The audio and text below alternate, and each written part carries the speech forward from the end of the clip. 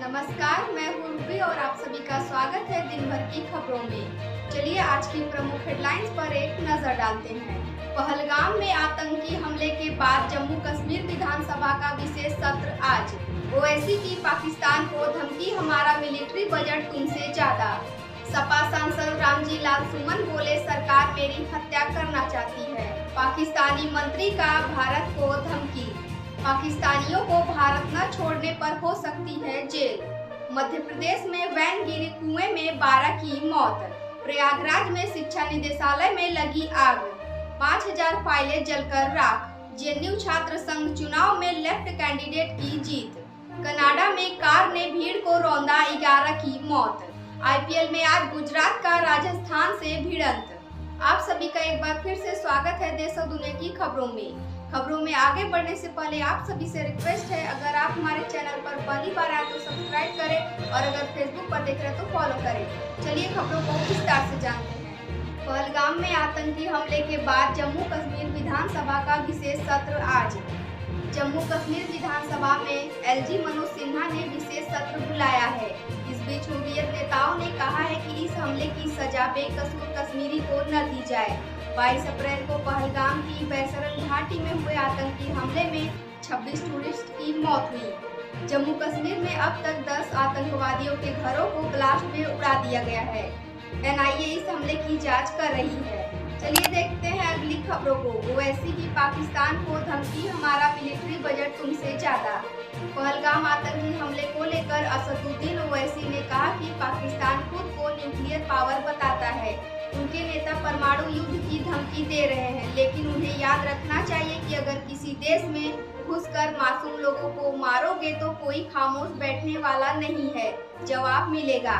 ओवैसी ने आगे कहा कि चाहे सरकार किसी की भी हो, इस तरह से आकर हमारे भारत की सरजमी पर हमला करना, धर्म पूछकर गोली मारना जायज नहीं है। पाकिस्तान भारत के समय में आधे घंटे नहीं बल्कि आधी सदी पीछे है। हमारा मिलिट्री बजट तुम्हारे देश के बजट से ज्यादा है। चलिए देखते हैं अगली खबरों को। सपा सांसद रामजी लाल सुमन बोले, सरकार मेरी हत्या करना चाहती है। राणा सांगा को गद्दार कहने वाले सपा सांसद रामजी लाल सुमन पर अलीगढ़ में हमला हुआ। उनके काफिले पर टायर पत्थर फेंके गए। उन्हें बुलंदशहर से वापस आगरा भेज दिया गया है। इस हमले के बाद सपा सांसद ने नाराजगी जाहिर की। उन्होंने कहा कि बाबा के लोग अंधे हो गए हैं, कुछ भी कर रहे हैं। सरकार मेरी हत्या करना चाहती है। सरकार के इशारे पर यह सारा काम हो रहा है। एक वर्ग के लोग खुलेआम कुछ भी कर रहे हैं, सरकार उन पर कोई कार्यवाही नहीं करती है। आज की अगली खबरों में है पाकिस्तानी मंत्री का भारत को धमकी। पाकिस्तान के रेल मंत्री हनीफ अब्बासी ने भारत पर परमाणु बम हमले की धमकी दी। उन्होंने कहा कि हमने शाहीन, गौरी और गजनी जैसी 130 मिसाइल भारत के लिए रखी हैं। अगर भारत सिंधु जल संधि को रोकता है तो हम उसकी सांसें रोक देंगे।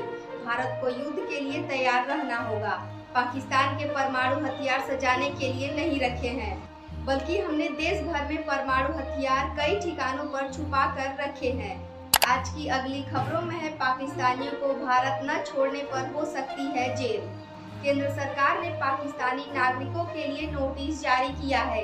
इसमें कहा गया है कि जो पाकिस्तानी तय डेडलाइन में भारत नहीं छोड़ता है तो उसे गिरफ्तार कर केस चलाया जाएगा।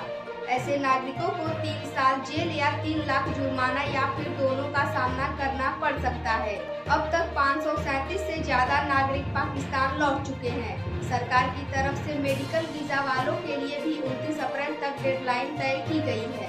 चलिए बढ़ते हैं अगली खबरों में। मध्य प्रदेश में वैन गिरी कुएं में 12 की मौत। मध्य प्रदेश के मंदसौर में एक वैन बाइक से टकराकर कुएं में गिर गई। इस हादसे में 12 लोगों की मौत हो गई, जबकि 2 बच्चों समेत 4 लोग घायल हुए हैं। घायलों को जिला अस्पताल में भर्ती कराया गया है। हादसे पर प्रधानमंत्री और मुख्यमंत्री मोहन यादव ने दुख जताया है। बताया जा रहा है कि घटना में मारे जाने वाले लोग दर्शन करने जा रहे थे। बढ़ते हैं अगली खबरों में। प्रयागराज में शिक्षा निदेशालय में लगी आग, 5000 फाइलें राख। प्रयागराज के शिक्षा निदेशालय में सुबह भीषण आग लग गई। आग से 2 कमरों में रखी एडेड स्कूलों की 5000 फाइलें जलकर राख हो गई। मौके पर फायर ब्रिगेड की गाड़ियां पहुंची और आग को बुझाने में 4 घंटे से ज्यादा समय लगा। सूत्रों ने बताया कि जिन 2 कमरों में आग लगी उसमें उत्तर प्रदेश के 9 मंडल के एडेड स्कूलों के रजिस्ट्रेशन, टीचर भर्ती और भर्ती में फर्जीवाड़ा, जांच, ट्रांसफर, वित्तीय लेन देन से जुड़ी फाइलें भी रखी थी। बढ़ते हैं अगली खबरों में। जेएनयू छात्र संघ चुनाव में लेफ्ट कैंडिडेट की जीत। जवाहरलाल नेहरू यूनिवर्सिटी में लेफ्ट ने चुनाव में 4 में से 3 पदों पर जीत हासिल की है। प्रेसिडेंट, वाइस प्रेसिडेंट और जनरल सेक्रेटरी पद पर लेफ्ट समर्थी आयशा के कैंडिडेट जीते। एबीवीपी ने 9 साल बाद वापसी की है। आज की अगली खबरों में कनाडा में कार ने भीड़ को रौंदा, 11 की मौत। कनाडा के वैंकूवर में एक कार ने भीड़ को कुचल दिया। इस हादसे में 11 लोगों की मौत हो गई, जबकि 20 से ज्यादा लोग घायल हैं। पुलिस ने बताया कि ड्राइवर को हिरासत में ले लिया गया है। वह एशियाई मूल का बताया जा रहा है। आज की अंतिम खबरों में है आईपीएल में आज गुजरात का राजस्थान से भिड़ंत। आईपीएल में आज 47वां मैच राजस्थान रॉयल्स और गुजरात के बीच खेला जाएगा। सीजन में दोनों टीम दूसरी बार आमने सामने होंगी। राजस्थान ने अब तक 9 मैचों में से केवल 2 मैच जीते हैं, जबकि 7 मैच हारी है। आज की खबरों में इतना ही। कल फिर मिलते हैं नई देश और दुनिया की खबरों के साथ। आप सभी को शुभ संध्या।